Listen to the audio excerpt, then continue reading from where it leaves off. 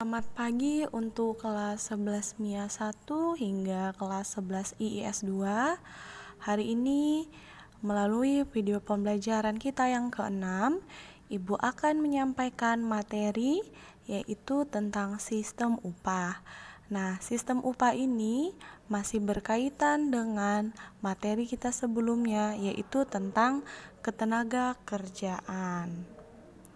Kita langsung masuk ke slide yang pertama yaitu mengenai pengertian upah. Upah adalah pembalasan berupa uang dan sebagainya yang dibayarkan untuk membalas jasa atau sebagai pembayar tenaga yang sudah dikeluarkan untuk mengerjakan sesuatu. Sistem pengupahan harus menjamin kehidupan yang layak bagi pekerja dan keluarganya, serta memiliki fungsi sosial. Penentuan upah layak di Indonesia melibatkan pemerintah, pengusaha, dan serikat pekerja atau buruh. Peran pemerintah dalam penentuan upah yaitu sebagai mediator antara pihak pengusaha dan pekerja atau buruh. Nah, untuk itu kita masuk ke teori upah. Nah, jadi upah ini dibedakan menjadi dua, yaitu antara teori upah alami dan teori upah besi. Teori upah alami ini dikemukakan oleh David Ricardo dan Adam Smith, di mana teori upah memiliki pengertian yang merupakan teori upah yang ditentukan oleh dua faktor, yaitu yang pertama biaya hidup minimum pekerja dengan keluarganya, dan dua permintaan dan penawaran kerja. Nah, artinya upah alami menjadi dasar batas minimum penentuan upah tenaga kerja. Sementara itu, untuk pasar merupakan upah yang sebenarnya diterima pekerja. Jika upah pasar lebih tinggi daripada pasar alami, kemakmuran tenaga kerja akan meningkat. Yang kedua itu adalah teori upah besi, yang berarti bahwa rata-rata buruh atau pekerja itu terbatas sama dengan biaya hidup minimum dan keluarganya. Artinya di sini ada tenaga kerja berada dalam posisi yang lemah. Pekerja tidak dapat berbuat apa-apa dan terpaksa menerima upah tersebut. Atas dasar itulah upah ini disebut upah besi. Untuk memperbaiki kehidupan, pekerja disarankan mendirikan suatu usaha agar terdapat terlepas dari cengkraman upah besi, karena seorang upahan hanya dapat mengharapkan dari pemberi tenaga kerja. Nah, untuk sistem yang berlaku, upah yang berlaku di Indonesia itu terdiri dari 5. Nah, yang pertama berdasarkan waktu, yang kedua berdasarkan hasil atau upah, yang ketiga berdasarkan borongan, yang keempat berdasarkan mitra usaha, dan yang kelima berdasarkan sistem bonus. Kita masuk yang pertama menurut waktu.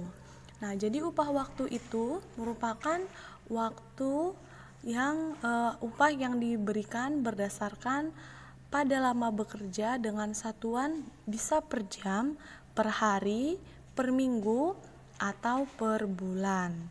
Nah, namun upah menurut waktu memiliki kelemahan yaitu kurang memberi dukungan kepada pekerja untuk meningkatkan prestasinya karena gajinya sudah memiliki patokan per jamnya. Contohnya, gaji bulanan ini adalah gaji yang diberikan kepada pegawai negeri dan karyawan tetap. Yang kedua, ada upah menurut hasil atau upah satuan. Nah, ini merupakan cara pembayaran upah berdasarkan jumlah hasil produksi yang dilakukan pekerja dalam waktu tertentu. Nah, artinya Di sini para pekerja akan termotivasi bekerja lebih giat agar memperoleh upah yang lebih besar. Namun memiliki kelemahan juga ialah kurang memperhatikan keselamatan serta kesejahteraan para pekerja, karena di sini hanya memberikan apa yang dihasilkan oleh si tenaga kerja. Contohnya adalah seperti di gambar ibu berikan contohnya pemetik daun teh ya. Artinya semakin banyak daun teh yang dipetik, maka tenaga kerja tersebut upahnya akan semakin banyak.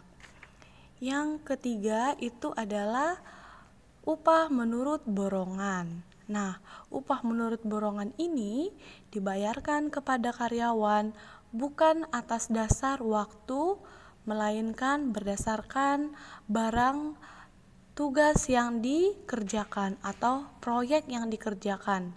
Dan pemberian upah ini berdasarkan kesepakatan antara pemberi kerja dan penerima kerja. Nah, seperti gambar, contohnya itu adalah pekerja yang ikut dalam borongan pekerjaan seperti pembangunan rumah, pembangunan jalan raya, dan pembangunan jembatan. Nah, yang keempat itu ada upah sistem bonus. Upah sistem bonus merupakan pembayaran tambahan upah yang diberikan di luar gaji. Ya, berarti sudah mendapatkan gaji, tetapi ada tambahan berupa upah yang memiliki tujuan untuk mendorong pekerja agar bekerja lebih baik dan bertanggung jawab, sehingga keuntungan perusahaan lebih meningkat. Nah, ini contohnya ya, seperti para tenaga penjualan atau sales ya memperoleh gaji misalnya per bulan 2 juta. Namun dia mendapatkan bonus hasil penjualan sebesar 1.500.000. Nah, jadi ketika sales tersebut berhasil menjual produk yang banyak, dia mendapat bonus sebesar 1.500.000. Jadi total upah yang diterimanya adalah sebesar 3.500.000. Nah, yang terakhir adalah upah sistem mitra usaha. Merupakan sistem pemberian upah yang hampir mirip dengan sistem upah bonus. Hanya saja terdapat sedikit perbedaan.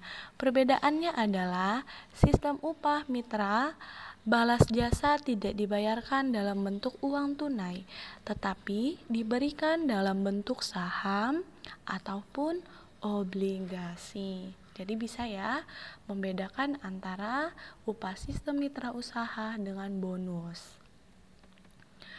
Nah, tadi ada sudah 5 jenis dari sistem upah di Indonesia. Di Indonesia, pemerintah menetapkan upah minimum yang harus dibayar perusahaan dengan mempertimbangkan komponen kebutuhan hidup layak bagi pekerja dan keluarganya. Penetapan upah minimum di tiap-tiap daerah akan berbeda. Ya, jadi upah minimum ini digunakan sebagai standar para pengusaha atau pelaku industri untuk memberikan upah kepada pekerja di dalam lingkungan usaha atau kerjanya. Nah, kemudian untuk upah minimum ini setiap daerah itu akan berbeda-beda. Faktor penyebabnya adalah seperti perbedaan sumber daya, adat istiadat, dan kebudayaan, serta struktur ekonomi dan kinerja. Oke, baik anak-anak, sampai di sini video pembelajaran yang dapat Ibu sampaikan pada hari ini. Semoga apa yang Ibu sampaikan dapat bermanfaat bagi kalian. Selamat pagi, Tuhan Yesus memberkati.